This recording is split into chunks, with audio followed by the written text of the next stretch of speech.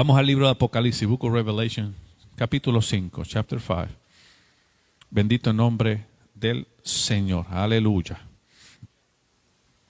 Y vamos ahora.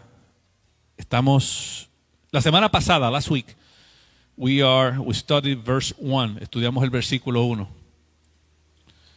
Y en ese versículo 1, en that verse 1, estuvimos abundando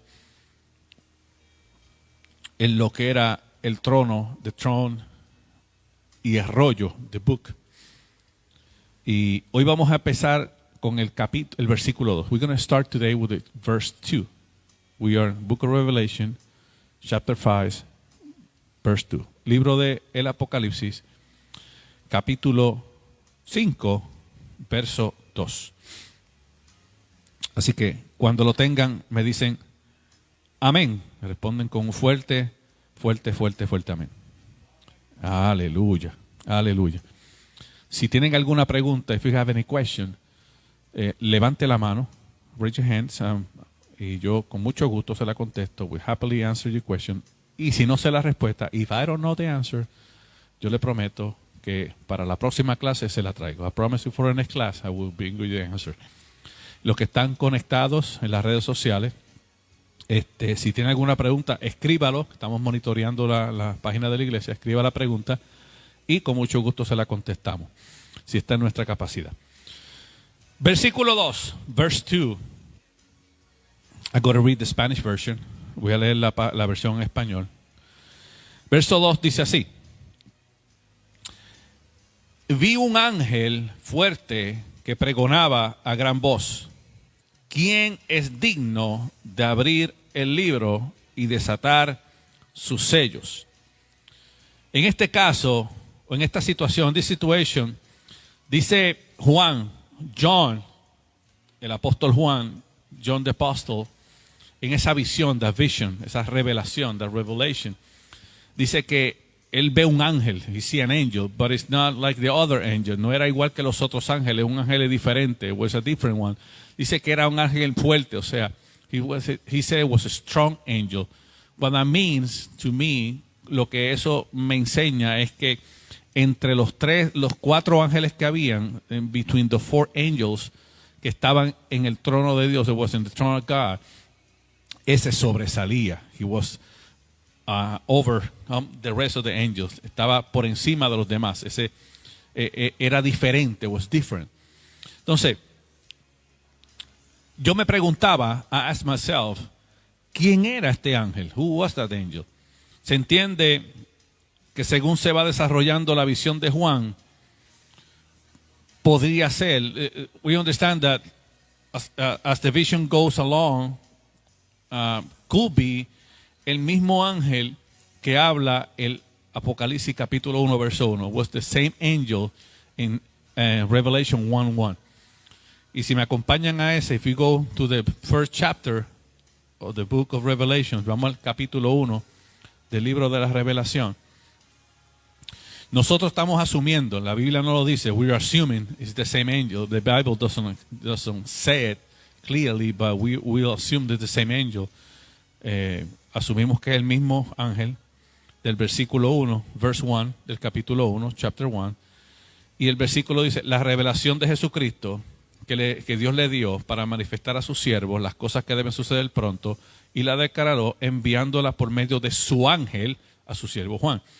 That statement, ese argumento que dice el versículo 1 de verse 1 say, que Dios envía a ese ángel, y es un ángel específico, de God send that angel, that specific angel, to llevarle el mensaje a Juan, to send the message to Juan, to John. Es el mismo, the same angel, el mismo ángel que está hablando este capítulo 5 que estamos leyendo ahora. Y por eso es que lo decimos de esa manera o asumimos de esa forma. Y dice que ese ángel pregonaba a gran voz. So the angel was saying the message loud way. Dice, ¿quién es digno? He asks a question. ¿Quién es digno de abrir el libro y desatar su sello? Who was worthy to unseal the seal and open the book? Era la pregunta que el ángel estaba haciendo. There was a question the angel was saying. Pero la pregunta lo está haciendo a todo el mundo. He asked the question to everybody.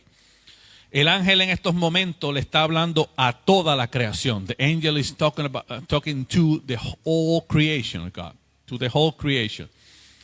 El ángel hace una pregunta. The angel asks one question. Que para entenderla, to understand that question the angel's asking, tenemos que expandirla. We have to expand it. Tenemos que separarla. We have to separate that question in 3 different ones. Vamos a separar en 3 diferentes preguntas. We're going to separate it in 3 different questions. Y de esa manera vamos a entender la pregunta. La pregunta que el ángel hace, the question the angel asks is, who is worthy to open the book? ¿Quién es digno de abrir el libro? Pero no tan solo de abrirlo, not just open the book, to unseal the seal, de desatar los sellos. Son 2 preguntas importantes. Y para poder entender esa pregunta, to understand that question, tenemos que hacer 3 preguntas diferentes. La primera, ¿quién tiene el derecho? Who had the rights? ¿Quién tiene el título de propiedad sobre el mundo? Who owned the world? Esa es una pregunta que nos ayuda a entender esa otra pregunta. That's one question to help us to understand or find out who is the one the angel was asking. Segundo, ¿quién puede gobernar ese reino? Who can govern the kingdom? Tercero, ¿quién puede establecer justicia y quién puede establecer equidad? Who can establish justice and equity?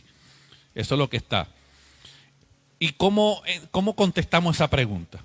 Verse 3, en el verso 3, dice, y ninguno, ni en el cielo, ni en la tierra, ni debajo de la tierra, podría abrir el libro, ni aún mirarlo. Verse 3 says, and no one, not in the heaven, not in the earth, no under the earth, can open the book, not even see the book. ¿Sabe? Esa palabra podía es una palabra que nos muestra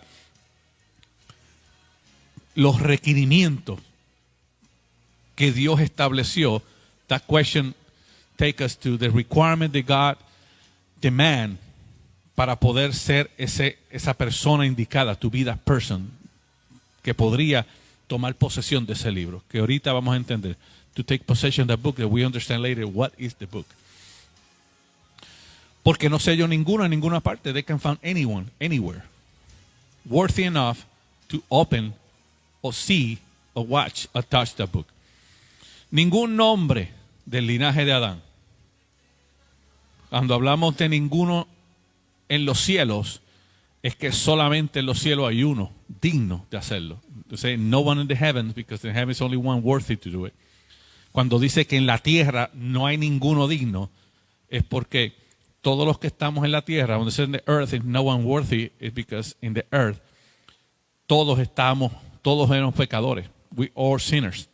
Todavía seguimos siendo pecadores. We're still sinners. ¿Cómo lo entendemos? Bien simple. How we understand that? Very simple.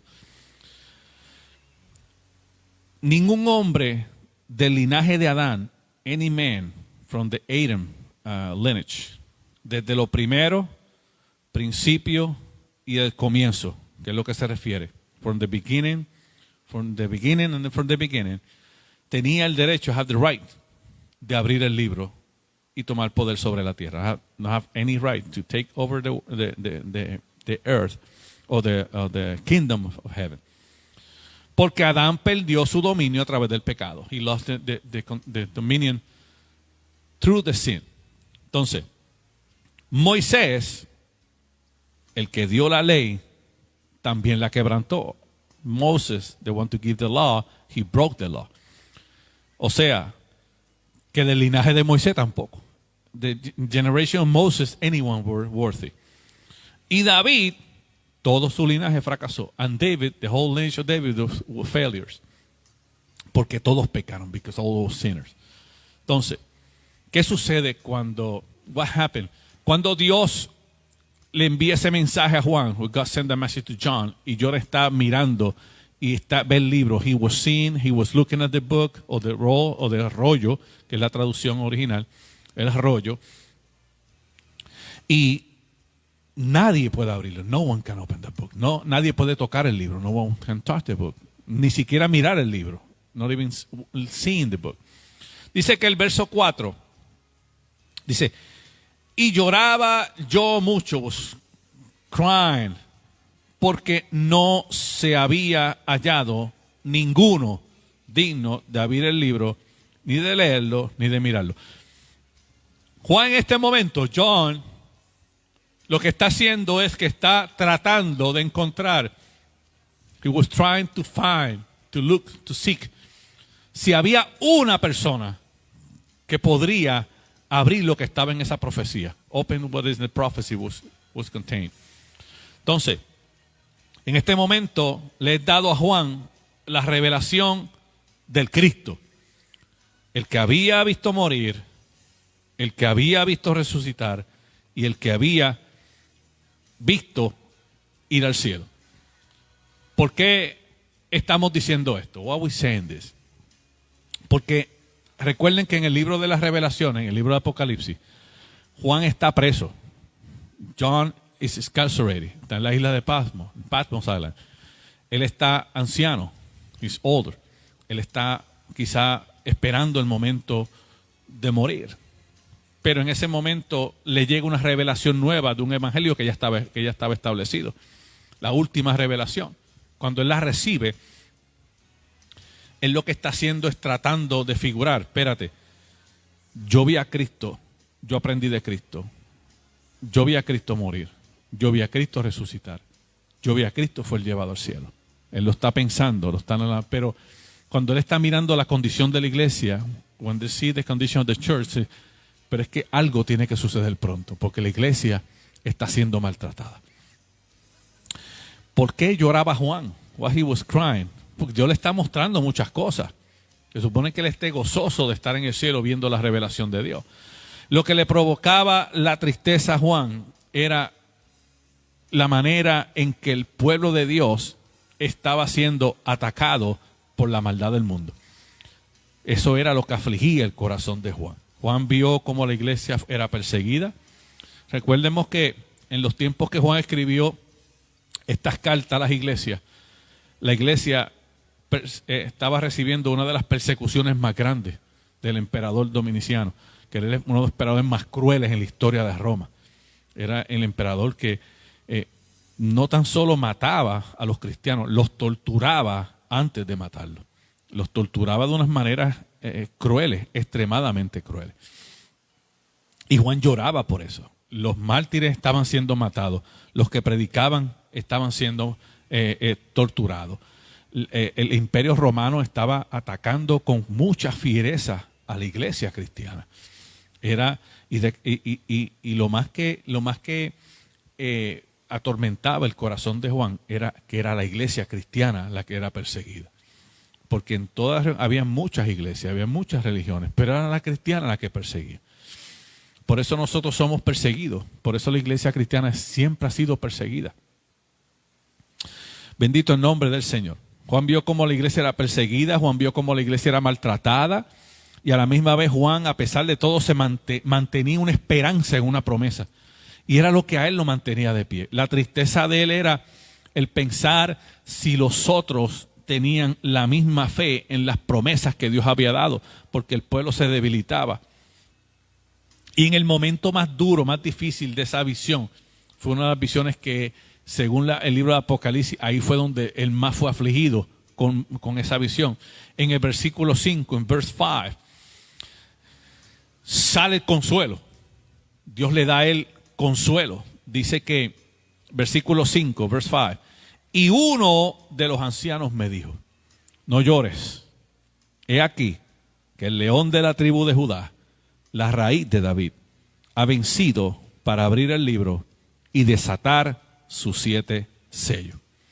Ese versículo 5 nos lleva a ese consuelo que Juan esperaba. ese consuelo que él necesitaba enviarle a las iglesias.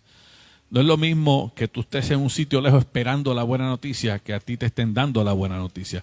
Ahí el desespero entra en que yo necesito recibirla para llevarla a la iglesia, para que no desmaye la iglesia. Entonces, cuando leo este versículo uno se pregunta, pero entonces, ¿qué anciano fue? Porque era uno de los 24 ancianos.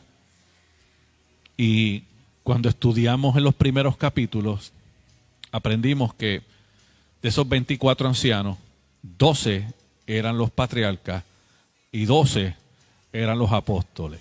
Y ahora yo quiero que usted se ubique en lo que está sucediendo en esa isla de Patmos.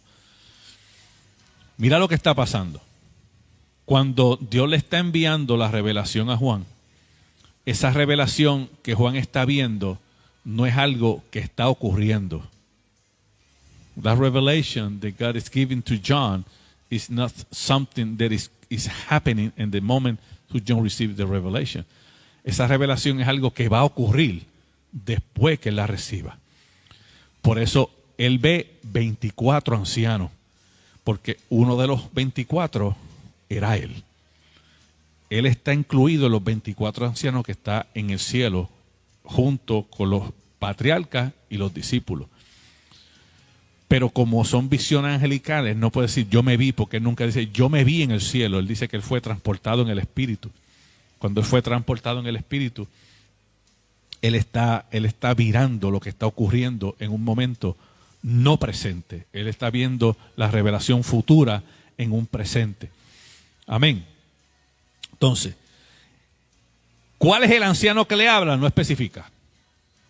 No especifica. Quizás es él mismo, mirando atrás, diciendo, tranquilo, porque el león de la tribu de Judá, la raíz de David, ha vencido para abrir el libro y desatar los 7 sellos. Es aquí que el león de la tribu de Judá.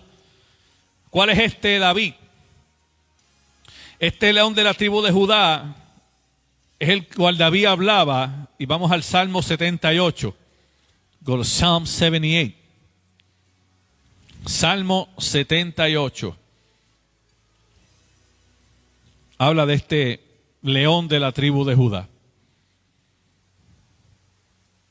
Y vamos a comenzar con el versículo 65, Psalm 78, verse 65 through 69.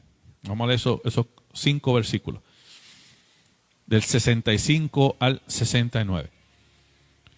Salmo 78 dice así: entonces despertó, y escuchen esto claro, just listen this very carefully, because these few verses have a different meaning that sometimes we give into them. Estos versículos tienen un significado muy diferente al que muchas veces nosotros le damos. Verso 65, verse 65 dice: entonces despertó el Señor como quien duerme, como un valiente que grita excitado del vino, e hirió a sus enemigos por detrás, les dio perpetua afrenta, desechó la tienda de José y no recogió la tribu de Efraín, sino que escogió la tribu de Judá, el monte de Sión al cual amó. Edificó un santuario de manera de eminencia, como la tierra que cimentó para siempre. ¿Qué está hablando David aquí? What David is talking about here? ¿Qué está diciendo David? Vamos otra vez al verso 65. Verse 65 dice: entonces despertó el Señor. Cuando él dice que despertó el Señor, él no está diciendo que Dios estaba dormido. Cuando habla de que despertó, lo que se refiere es que él vio una reacción en Dios en esa revelación. Él está viendo de la manera en que Dios reacciona. ¿Cómo reacciona? Y lo está comparando como quien duerme, como cuando alguien duerme, de momento se levanta de repente. La reacción de Dios fue instantánea, fue repentina. Dice, como un valiente que grita excitado del vino, como alguien que se levanta y entra en acción sin tener ningún tipo de retraso. Es lo que está describiendo de la manera en que Dios actúa para defender a su pueblo, para traer justicia a los justos. Dice, verso 66, hirió a sus enemigos por detrás. les dio perpetua afrenta. Dice, desechó la tienda de José y no escogió la tribu de Efraín. ¿Por qué David se refiere a esas dos tribus, o esas tres, porque de José salen dos tribus? Está hablando de que no tomó en cuenta de la manera que usó a José para ponerlo en ventaja sobre las otras tribus. Y eso es algo que nosotros Dios nos enseña. No porque Dios te use, eso significa que tú seas más valioso que los demás para Dios. No porque Dios use a uno y a otro no significa que tú tienes más valor. Porque es por eso Él usa a José, porque José fue el que usó para tomar control del reino en Egipto, para poder alimentar a su padre y a las tribus, las dos tribus más importantes, que era la tribu de Judá y la tribu de Leví, que era la clase sacerdotal y la clase de adoradores. Y por eso es que David, cuando habla, que dice que él desechó la tienda es la casa. Cuando habla de tienda, habla del lugar donde ellos vivían, la casa, en ese contexto. Dice, y no escogió la tribu de Efraín. ¿Por qué? Especifica Efraín. Porque cuando Jacob está falleciendo, que está muriendo, que José le lleva a sus hijos, si ustedes recuerdan la historia, José tenía dos hijos, Efraín y Manasés. Y cuando se los lleva a Jacob, que él está ya en el lecho de muerte, Jacob le dice, tráeme a tus hijos para bendecirlos.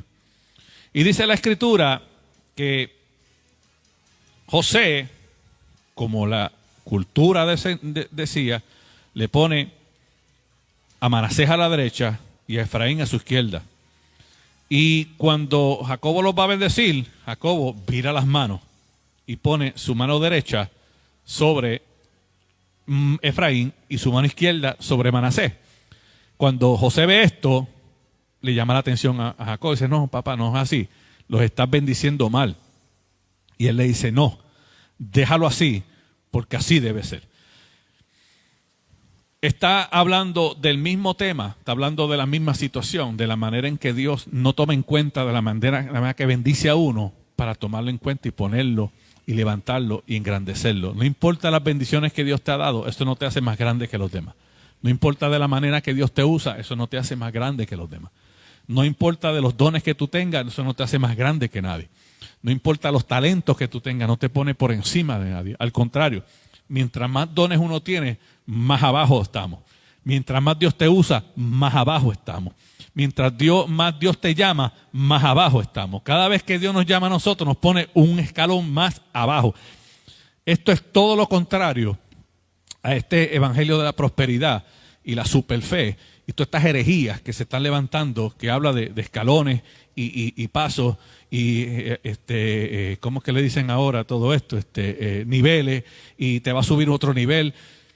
Eso es todo lo contrario a lo que nos enseña la Biblia. Se supone que mientras más Dios te use, Dios, si lo vamos a usar ese lenguaje, te baje de nivel. Entonces te va a poner un nivel más bajito para que tu corazón no se enaltezca. Y de eso aprendemos de Pablo, que dice que Dios le dio un aguijón que lo bofeteaba. Un mensajero de Satanás, para que no se exaltase su corazón, para que no se le llene de orgullo, porque Saulo o Pablo, como le quieras llamar, era un hombre extremadamente orgulloso con su linaje. Amén. Entonces, ¿de qué habla todo esto? Esto habla del reinado y el trono de Cristo. Eso es lo que está hablando. De la raíz de David, lo que sostuvo el reinado, lo que alimentó el reinado, lo que mantuvo vivo el reinado, no fue otra cosa que Cristo. Aún en el Antiguo Testamento, todo el Antiguo Testamento habla de Cristo en diferentes maneras. Todo el Antiguo Testamento nos lleva a Cristo, porque Cristo es el completo del Antiguo Testamento. Es donde la ley termina y la gracia comienza. Es donde esa llave que tenía David la toma Cristo y toma control de todo en los cielos. Bendito el nombre del Señor. Si tienen alguna pregunta allá en las redes sociales, por favor las pueden hacer. Y aquí estamos monitoreando la página de la iglesia, así que con mucho gusto se la contestamos. Y esto habla del reinado de Cristo, ¿Dónde habla de esto? El libro de Isaías, capítulo 11, Book of the Prophet Isaiah, chapter 11. Libro de Isaías, capítulo 11, los versículos 10 y 12. Habla de esto, de esta revelación. Y dice así: acontecerá, esa palabra acontecerá, ya la hemos estudiado y entendemos y le hemos dicho que cuando la Biblia en el Antiguo Testamento dice acontecerá, es algo que no va a ocurrir hasta que la profecía se cumpla, es algo que va a ocurrir luego de la profecía. Dice, acontecerá en aquel tiempo. ¿En qué tiempo? En el tiempo que Dios ha determinado. Que la raíz de Isaí, la cual estará puesta por pendón a los pueblos, será buscada por la gente y su habitación será gloriosa. Verso 11 dice, asimismo acontecerá en aquel tiempo, y vuelve y recalca, en aquel tiempo. ¿Qué tiempo? El tiempo de Dios. Que Jehová alzará otra vez su mano para recobrar el remanente de su pueblo, que aún quede en Asiria, en Egipto, en Patros, en Etiopía, en Elam, en Sinar, en Hamat y en las costas del mar. ¿Por qué el profeta Isaías, Dios le habla de esto? Porque el pueblo de Israel empezó a expandirse con las persecuciones.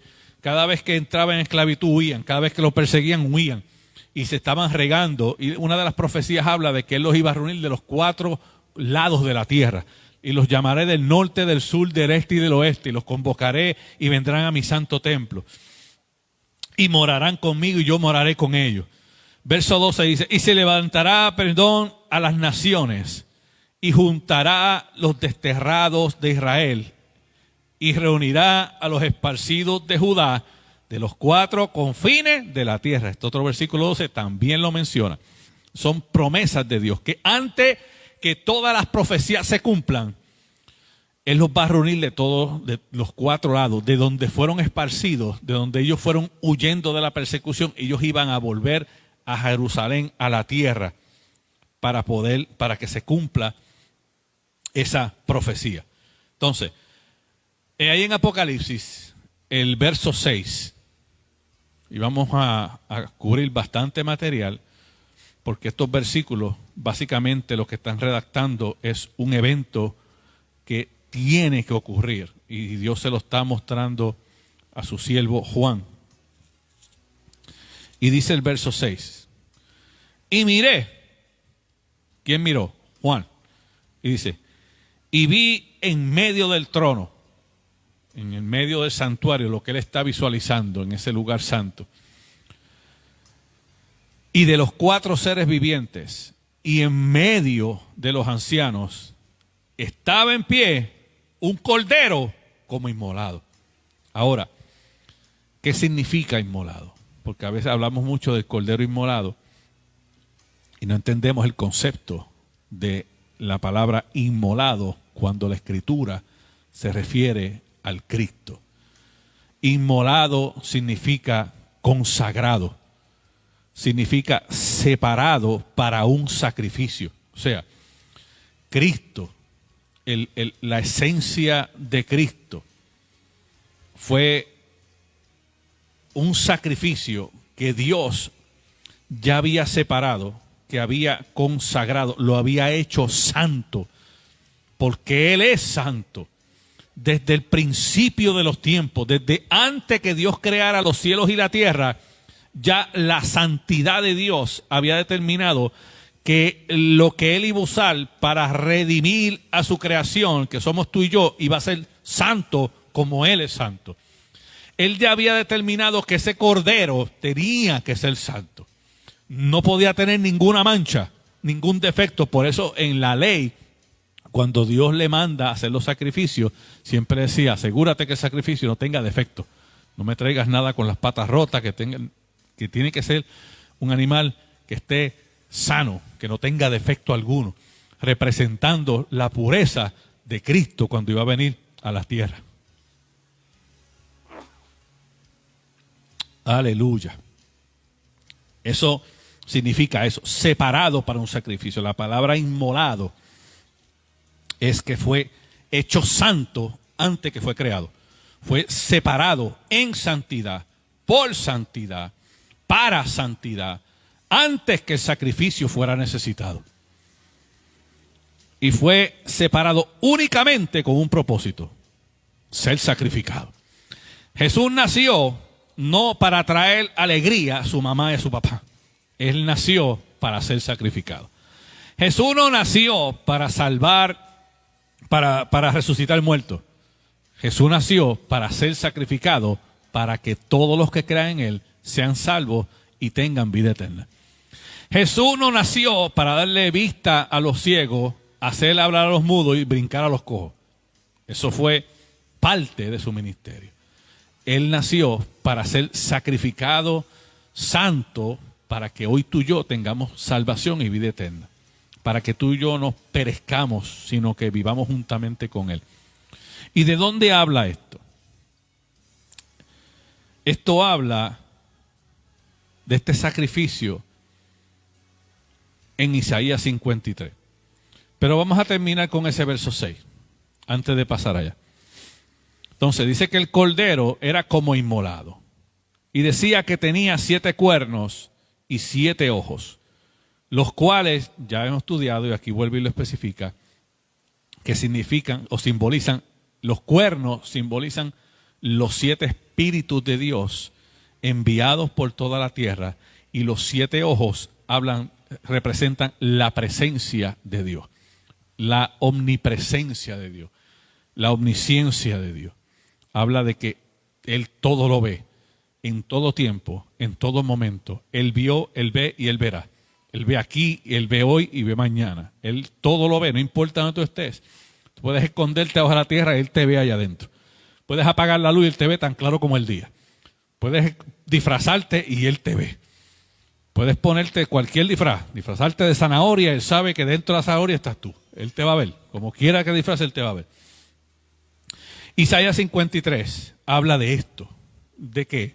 De el sacrificio del cordero inmolado que habla Juan cuando dice: estaba de pie un cordero. Mira que él no está viendo a Cristo. Cuando Juan ve en la visión, Juan no está viendo a Cristo, no está viendo silueta de hombre, está viendo un cordero, está viendo la imagen de un cordero. Pero ese cordero, él no lo ve como cualquier cordero. Él ve que ese cordero tiene una santidad. Yo no te puedo describir cómo se ve santidad, pero yo imagino que será algo diferente a todos los corderos. Él veía algo en ese cordero que decía: ese cordero es inmolado, es santo, está reservado, está consagrado para algo. Y él dice que de ese cordero, el cordero tenía 7 cuernos y 7 ojos. Entonces, Isaías 53 nos habla de ese cordero. Isaías 53, verso 10 dice: con todo eso, y vamos ahí para entender ese versículo cuando dice con todo eso. Este versículo, capítulo 53 del libro de Isaías, nos habla de Cristo. Esto es todo Cristo. Entonces, en el versículo 10 comienza diciendo con todo esto. Pero para entender a qué se refiere ese versículo 10, tenemos que empezar a buscar desde unos versículos anteriores. Dice, verso 3, despreciado y desechado entre los hombres, varón de dolores, experimentado en quebranto, y como que escondimos de él el rostro, fue menospreciado y no lo estimamos. Ciertamente llevó él nuestras enfermedades y sufrió nuestros dolores, y nosotros le tuvimos por azotado, por herido de Dios y abatido.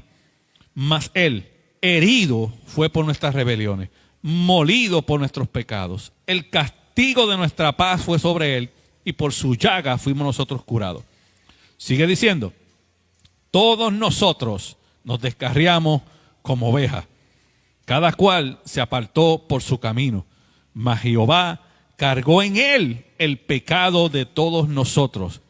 Angustiado él y afligido, no abrió su boca. Como cordero fue llevado al matadero, y como oveja delante de sus trasquiladores, enmudeció y no abrió su boca. Por cárcel y por juicio fue quitado. Y su generación, ¿quién la contará? Porque fue cortado de la tierra de los vivientes y por la rebelión de mi pueblo fue herido. Y se dispuso con los impíos su sepultura, mas con los ricos fue su muerte.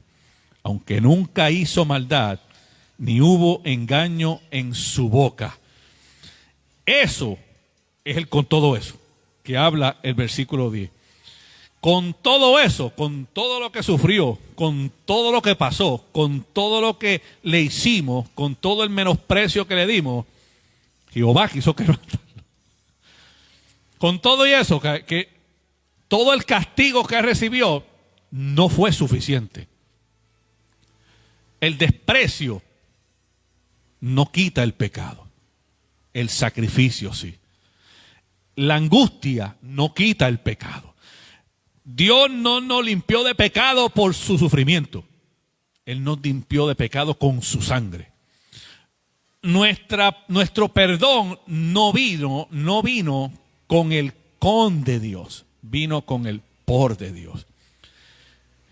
El hecho de que Él fue azotado, eso no nos limpió de pecado. Los azotes no nos salvaron del pecado. Los golpes no nos salvaron del pecado. El desprecio no nos salvó del pecado. El maltrato físico, todos sus huesos fueron quebrados, no nos salvó del pecado. La desfiguración que sufrió no nos salvó del pecado. Lo que nos salvó del pecado fue cuando Él entregó su vida, aún siendo santo, aún siendo inocente, aún no teniendo en sometimiento. ¿A qué? Al perdón de la humanidad. A la voluntad de aquel que lo hizo hombre. Porque Él sigue siendo Dios. Y con todo y eso no toma en cuenta ser Dios, sino que se hizo hombre. Humillándose a sí mismo, tomó cuerpo de hombre. Humillándose. Porque es Dios. Es Dios. Entonces, con todo eso, con todo lo que pasó, Jehová quiso que se quebrantara. Y dice que sujetándole a padecimiento, no permitió que se saliera del dolor, no permitió que se saliera de la pena, no permitió que en su voluntad, aún siendo Dios Él mismo, dijera, pues hasta aquí llegamos, espérate, me cansé de los azotes, se acabó el maltrato, hasta aquí llegó mi paciencia. Dios nunca hizo eso, sino que fue sujeto a Él mismo. Esto vuela la cabeza. Que Dios mismo se haga hombre y se sujete a Él mismo, siendo Dios, para que tú y yo tengamos hoy salvación y vida eterna, eso es algo que a nosotros nos vuela la mente. Incomprensible, eso es lo que habla la Biblia de los misterios de Dios. ¿Por qué lo hizo? Yo no sé, pero lo importante es que lo hizo. Y dice, quebrantó sujetando el padecimiento. Dice, cuando haya puesto su vida en expiación por el pecado, verá el linaje. No antes. Cuando la haya puesto en expiación, cuando Él se cambie por el lugar de nosotros, entonces verá el linaje y vivirá por largos días, y la voluntad de Jehová será en su mano prosperada. Por eso dice, el anciano dice, no te preocupes que ya el Cordero venció. A este versículo, el cumplimiento de Isaías 53:10, Isaías 53:11 e Isaías 53:12, es lo que le da al Cristo el derecho de agarrar el libro, de abrirlo, de mirarlo, de tomarlo y abrir los sellos. El cumplimiento de estos versículos. Porque dice el verso 11, verá el fruto de la aflicción de su alma y quedará satisfecho. Por su conocimiento justificará mi siervo justo a muchos y llevará las iniquidades de ellos. Por lo tanto, yo le daré parte con los grandes y con los fuertes repartirá despojos, por cuanto derramó su vida hasta la muerte y fue contado con los pecadores, habiendo Él llevado el pecado de muchos y orado por los transgresores. Él, tras que murió, oró para que Dios perdonara a los que lo mataron. Él, aunque fue injustamente crucificado, porque Dios no hizo nada, Jesús no hizo nada malo. Él no hizo nada que justificara la muerte en una crucifixión. Él no asesinó a nadie. Él no hizo nada que fuera lo suficientemente malo para que lo crucificaran. Pero con todo y eso le dieron la pena máxima, la pena de muerte. A Cristo le dieron la pena de muerte por no haber hecho nada malo. Eso es injusticia. Y Él, aún bajo la injusticia, se sometió a la injusticia del hombre para complacer la justicia de Dios. Eso es lo que a nosotros nos vuela la cabeza. Como inmolado. Esto indica la muerte sustitutiva, redentora y vicaria de Jesucristo. Ahora, ¿qué es vicario? ¿Qué significa vicario? Vicario es algo que toma el lugar de otro. Vicario es, por ejemplo, si aquí a mi hermano lo acusan de asesinato y yo sé que él lo mató y él dice, sí, yo lo maté. Yo quise matarlo y lo maté porque quise matarlo. Y yo venga y le diga en el día del juicio, vete, sal libre, que yo me agarro la pena de muerte por ti. Eso es vicario, cuando un inocente toma el lugar del culpable sin haber sido culpable. Cuando hay un cambio de víctimas, cuando hay un cambio. Eso se usaba en los términos, se usa en los términos de la esclavitud, cuando tú reemplazas a un esclavo por otro. Por eso Cristo nos tomó a nosotros que estábamos muertos en delito de pecado, esclavos del pecado. Estamos esclavizados por las manos del diablo, el Señor los reprenda, y nos hizo libres, pero Él nos hizo esclavos del diablo. Él le quitó las llaves y los sometió a su voluntad. Básicamente Él rompió las cárceles, nos hizo libres, nos sanó, nos purificó, nos limpió, nos salvó, nos renovó, nos restauró y la cárcel la anuló, quitándole la llave. El énfasis que se da al hecho de que Él, Cristo, fue inmolado con violencia. No fue el sacrificio de Jesucristo no fue un sacrificio agradable, no fue algo sutil, fue violento, fue duro, fue injusto. En verso 5 dice, mas Él herido por nuestras rebeliones, molido por nuestros pecados, y el castigo de nuestra paz fue sobre Él. Entonces ahí es cuando por su llaga fuimos, no es que somos, no es que seremos, es que ya fuimos, nosotros curados. No es que es algo que va a suceder, es algo que ya sucedió. Entonces, Juan vio que Jesucristo estaba en medio del trono. Y esto indica el hecho de que Él estaba delante del trono y preparado para actuar como juez y juez justo. Entonces, ¿cómo interpretamos eso? Porque Él dice que el cordero tenía 7 cuernos. Esos 7 cuernos representan el poder absoluto de los 7 espíritus de Dios. El cuerno habla de poder.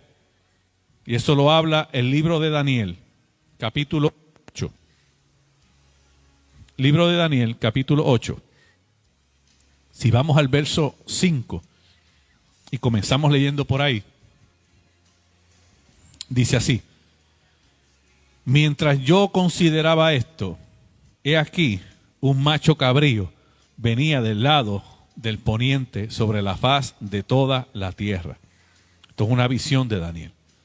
Sin tocar la tierra. Y aquel macho cabrío tenía un cuerno notable entre sus ojos. Verso 6. Y vino hasta el carnero de 2 cuernos, que yo había visto en la ribera del río, y corrió contra él con la furia de su fuerza. Y yo vi que llegó junto al carnero y se levantó contra él y lo hirió y quebró sus 2 cuernos. Y el carnero solo tenía fuerzas para pararse delante de él, y él lo derribó. Por tanto, en tierra, y lo pisoteó. Y no hubo quien librase al carnero de su poder. Verso 8. Y el macho cabrío se engrandeció sobremanera, pero estando en su mayor fuerza, aquel gran cuerno fue quebrado. y en su lugar salieron otros 4 cuernos notables hacia los 4 vientos del cielo. Y de uno de ellos salió un cuerno pequeño que creció mucho al sur y al oriente y hacía la tierra gloriosa. Y se engrandeció hasta el ejército del cielo, y parte del ejército y de las estrellas echó por tierra y las pisoteó. Y aún se engrandeció contra el príncipe de los ejércitos, y por él fue quitado el continuo sacrificio, y en lugar de su santuario fue echado por tierra. Y escuchen esto, verso 12.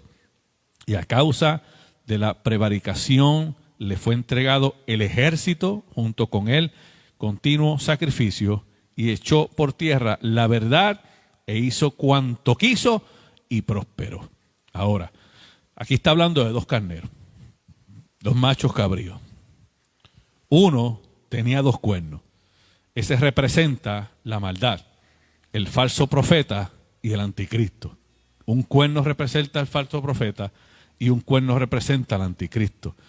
Y dice que de momento salió otro macho cabrío, otro carnero, otro cordero. Pero este tenía un solo cuerno, que representa la única autoridad en los cielos. Representa a Dios, representa a Jesucristo, al Cristo, el único. No hay 2. Acuérdense que Dios, aun siendo trino, sigue siendo uno. No comparte su gloria. Él es soberano. Por eso hay un solo cuerno. Dice que cuando viene, Él derriba al de los 2 cuernos, que es cuando Cristo triunfa contra el falso profeta y el anticristo. Estas son revelaciones del fin de los tiempos. Y dice que cuando sucede esto, el cuerno de ese uno se parte, quebrantado. Eso representa el sacrificio de Cristo en la cruz. Ese cuerno quebrantado fue cuando Él fue quebrantado por nuestros pecados. Pero cuando sale eso, no se queda así, sino que salen 4, que habla de los 4 seres vivientes que está hablando en el cielo. Todo esto representa la omnipotencia de Dios. Él es pues omnipotente, y los 7 ojos indican el conocimiento perfecto de Dios. Esto indica que Cristo es entonces el Dios omnipotente y omnisciente, y Él actúa en la plenitud total del Espíritu, que es el Espíritu de sabiduría y Espíritu de entendimiento. Por eso Cristo es las 2 cosas, el león y el cordero. Y ahora vamos a estudiar rapidito lo que significa esto de el león y lo que significa el cordero. Vamos bastante rápido porque vamos a entrar ya mismo en el capítulo 6. Y antes de entrar en el capítulo 6, por eso quisiera terminar el capítulo 5 hoy, porque antes de entrar en el capítulo 6, tenemos que estudiar Mateo 24 y Mateo 25. ¿Por qué? Porque aquí es donde hay una pausa. Entre capítulo 5 y capítulo 6 hay unos acontecimientos que tienen que suceder, que Apocalipsis no los redacta Mateo. Jesucristo le da esa revelación a los discípulos. Entonces, Cristo representa los 2. Representa el león y representa el cordero. ¿Cómo los representa? El carácter del león está relacionado con su segunda venida. El carácter del cordero con su primera venida. El león simboliza majestad y el cordero simboliza mansedumbre. Como león, Él es soberano, y como cordero, Él es salvador. Como león es juez y como cordero es el jurado. El león representa el gobierno de Dios, representa esa majestad. Y el cordero representa la gracia en Dios. Por eso cuando habla del león y el cordero, las 2 presencias, las 2 esferas representan al mismo Cristo. Y cuando hablo de esto, miren que estoy haciendo claro que no digo representan a Jesús, ni representan a Jesucristo. Digo representan a Cristo, porque Cristo es el Mesías. Jesús fue el verbo hecho carne.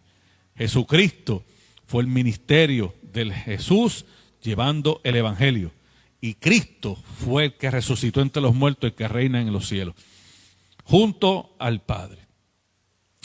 El verso 7 dice, estamos en Apocalipsis 5, y vino y tomó el libro de la mano derecha del que estaba sentado en el trono. Esta palabra tomó no significa o no quiere decir en su significado al traducido al español común de nosotros que le quitó el libro. No fue que el libro estaba ahí y se lo sacó de las manos. Cuando habla de tomó, esta palabra tomó se refiere a que él le fue entregado y él lo tomó. Cuando habla de tomar, habla que extendió su mano. La palabra se refiere no a que se quitó, sino que significa que recibió. Él recibió el libro de parte del que estaba sentado, del que está sentado en el trono. Verso 8 dice, y cuando hubo tomado el libro, enseguida que toma el libro, enseguida que él lo recibe, dice que los 4 seres vivientes y los 24 ancianos se postraron delante del Cordero. Mira que no está diciendo que se postraron delante de la presencia, porque cuando Cristo vence, cuando Cristo cumple la función mesiánica, a Él les es entregado toda la gloria y todo el poder. ¿Por qué esto es correcto? Porque Él sigue siendo Dios. Dios no está compartiendo su gloria porque le da gloria a Cristo, porque Él es Cristo. Dios no está dividiendo y haciendo de una gloria 2 glorias. Sigue siendo una, porque es del mismo, porque Él es Cristo. Él es el Mesías. Entonces dice que, y cuando hubo tomado el libro, los 4 seres vivientes, los 24 ancianos, se postraron delante del Cordero, y todos tenían arpas y copas de oro llenas de incienso, que son las oraciones de los santos. Vamos a observar algo aquí. Dice, y cuando hubo tomado el libro, esta acción en el tiempo pasado, fíjate cuando habla de que hubo tomado, dice, no, la Biblia en ese libro de Apocalipsis no dice que él lo tomó, dice que lo hubo tomado, que ya lo había tomado. Sabe que está hablando en la perfecta eternidad de Dios, porque el libro era de él, sigue siendo de Dios. Estas son las cosas que cuando leemos este libro de Apocalipsis a veces nos confunden. Y dicen, pero vean que lo tomó, lo tomará, lo tomó después o lo está tomando ahora. Acuérdense que cuando hablamos de Dios, hablamos de un Dios eterno. Dios es eterno. Dios es ayer, es hoy y es mañana, hoy. Él ayer es hoy. El mañana sigue siendo hoy, porque él es el tiempo. Él es eterno. Él vive en una eternidad presente. El hoy de Dios es el ayer tuyo y mío y el mañana tuyo y mío. Pero sigue siendo el hoy de Dios. Por eso cuando habla de esto, dice que él lo hubo tomado. O sea que cuando él lo ve, ya el libro era de él. Ya él lo había tomado porque él era el Cordero. Y Dios no puede morir. Por eso cuando lo matan en la cruz resucita. Dios no muere, Dios es eterno, no puede morir. Por eso cuando él vence, en la Escritura habla de que él ya venció. No dice que él va a vencer y vamos a ver si vence, es que este diablo está fuerte, es que Jesús estaba flaco, que bendito, que ese muchacho Galileo, que no comía mucho, que siempre estaba caminando. Y imagínate, Satanás tiene un montón de legiones de demonios, que eso es un abuso. Él venció desde el principio. Desde que Dios dijo, separó el Cordero, ya él ganó. Ya no hay pérdida. Está hablando de eso. Dice, y esto implica y abarca toda la creación de Cristo. Ahora, y que estaba determinado y está decidido y se le da la gloria porque ya Él está en control. Mira, ¿cómo podemos resumir en toda la historia bíblica? ¿Cómo podemos resumir en toda la historia bíblica este evento que está ocurriendo ahí? Libro de Génesis. Si vamos al libro de Génesis, cuando Dios envía a Abraham que sacrifique al hijo, que ellos van caminando, el hijo le pregunta, ¿dónde está el cordero? Abraham no le dice, mira, ten fe, yo no tengo cordero, pero vamos a confiar. Abraham no le dice eso.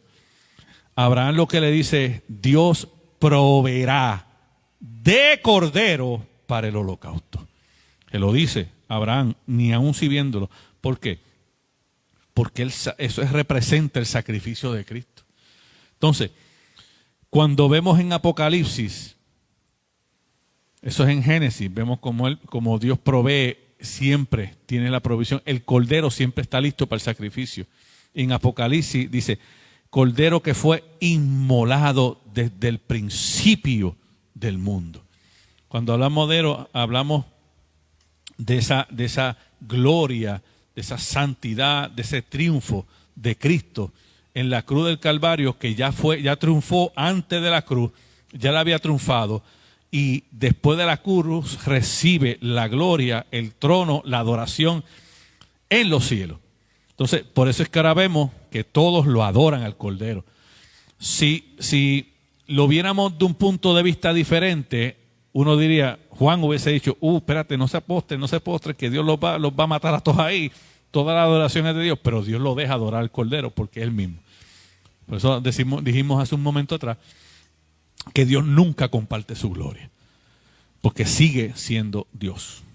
Entonces, la adoración al Cordero de parte de los 4 seres vivientes y de los 24 ancianos. Entonces, dice que los ancianos tenían arpa. ¿Y qué representan las arpas? Representan la alabanza. Cuando dice que ellos se postraron y tenían arpa, es que se postraban en alabanza, en adoración, porque ellos ya son señal de alabanza, los ancianos. Y esto lo leemos en el Salmo 22. David habla de esto. Salmo 22, capítulo 24. Cuando dice, porque no menospreció ni abominó la aflicción del afligido, ni de él escondió su rostro, sino que cuando clamó a él, le oyó. Ese versículo 24 que estamos leyendo hace referencia a Isaías 53:3 que leímos hace poco. Despreciado y desechado entre los hombres. Varón de dolores, experimentado en quebranto, y como que escondimos, ¿quién? Nosotros, los hombres, de él el rostro. Fue menospreciado y no lo estimamos. ¿Quién? Nosotros. Cuando habla ese versículo 3 del capítulo 53, está hablando de todo lo que nosotros le hicimos padecer a Jesús. Este versículo 3 habla de lo que nosotros le causamos a Jesús. Lo despreciamos y lo desechamos. ¿Quién? Nosotros los hombres. Aunque fue varón de dolores, experimentó en quebranto, como que nosotros escondimos de él el rostro, lo rechazamos, nos avergonzamos de él, le dimos la espalda. Dice, después fue menospreciado, y nosotros no estimamos el sacrificio, y no lo estimamos. Entonces, dice el Salmo 22, capítulo, verso 25, de ti será mi alabanza en la gran congregación. ¿A qué se refiere David en ese salmo con la gran congregación? Está hablando de ese momento de la adoración en el cielo. Ese momento en que va a estar toda la iglesia de Cristo adorando a una sola voz. Dice, mis votos pagaré delante de los que te temen.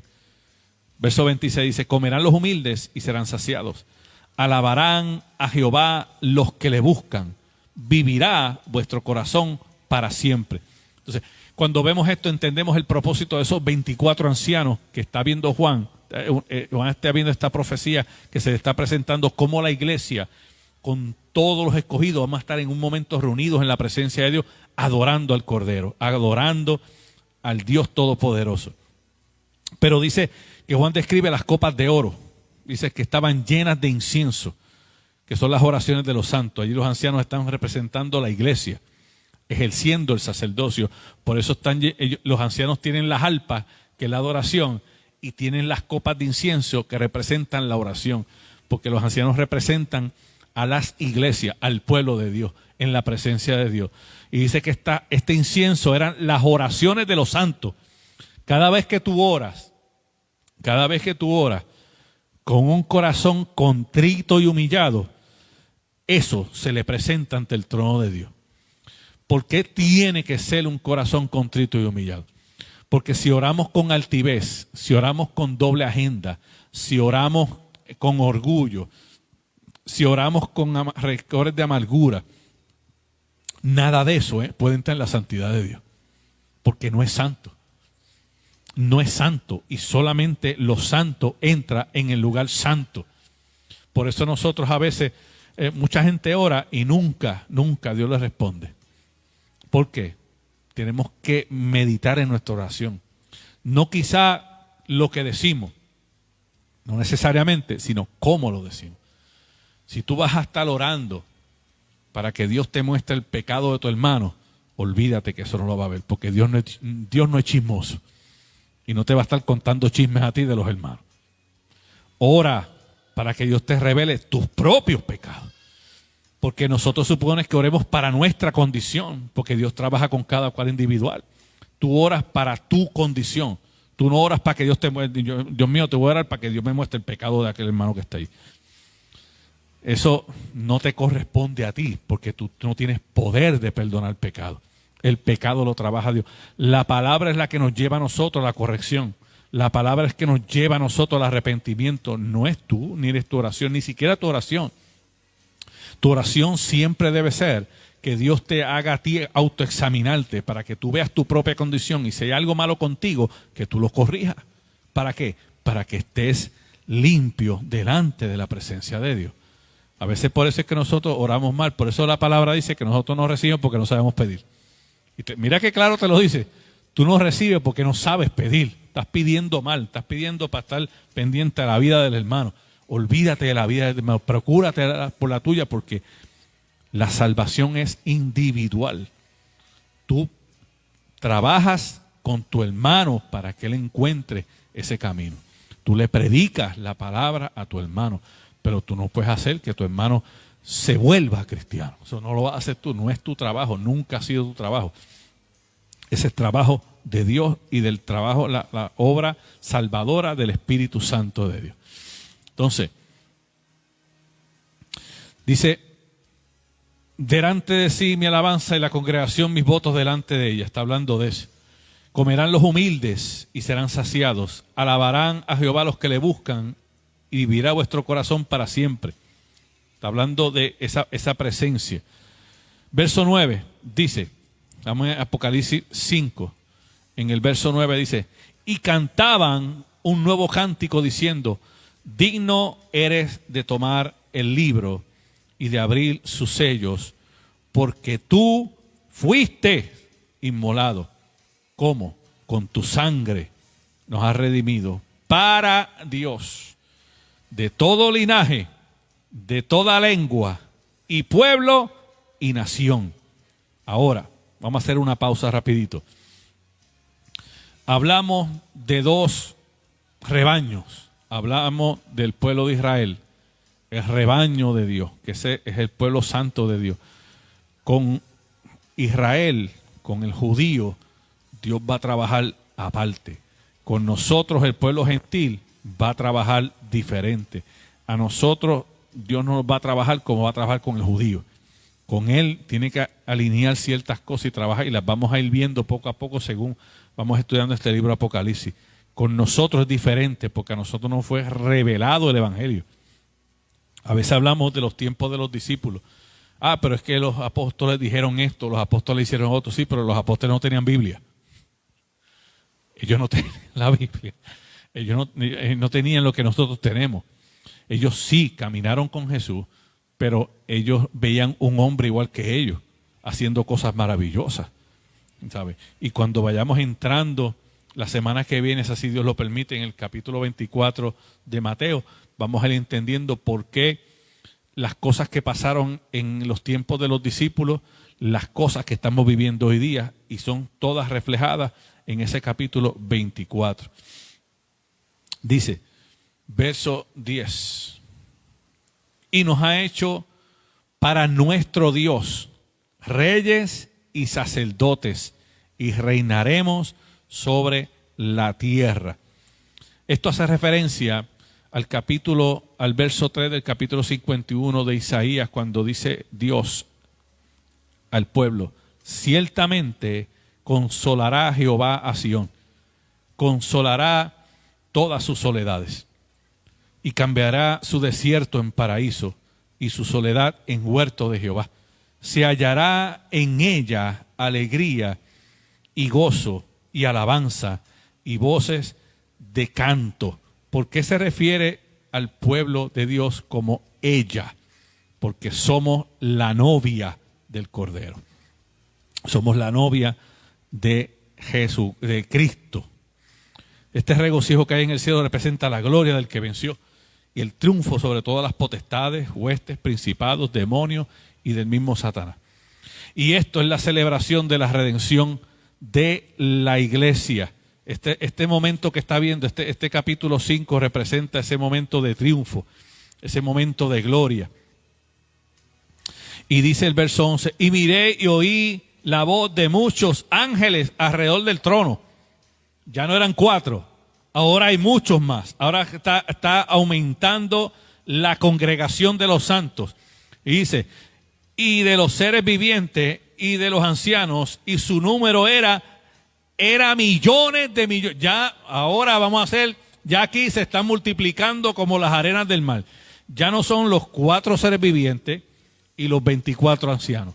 Ahora son ángeles, los seres vivientes, los ancianos. Dicen que ahora, según él está mirando, dice que el número eran millones de millones. O sea que era incontable el número. Él los podía ver, pero eran tantos y tantos que no los podía contar.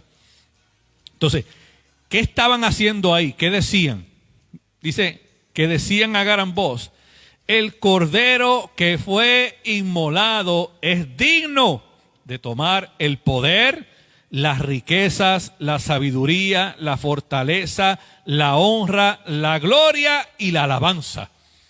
Él era digno de recibir todo lo que era de Dios. Dice, y a todo lo creado que está en el cielo, sobre la tierra y debajo de la tierra y en el mar, y a todas las cosas que en ellos hay, oí decir al que está sentado en el trono y al Cordero sea la alabanza. Toda la creación comenzó a alabar a Dios, pero no tan solo a Dios y al Cristo, a Dios y al Cordero, a Dios y a la redención, al Dios y al que triunfó sobre la muerte. Ya era toda la creación alabando y glorificando. Decía, verso 13, dice, y a todo lo creado que está en el cielo, sobre la tierra y debajo de la tierra, en el mar y a todas las cosas que en ellos hay, oí decir al que está sentado en el trono y al Cordero sea la alabanza, la honra, la gloria, el poder por los siglos de los siglos. Entonces, verso 14, y con eso vamos a terminar hoy. Los 4 seres vivientes decían, amén. Y los 24 ancianos se postraron sobre sus rostros y adoraron al que vive por los siglos de los siglos.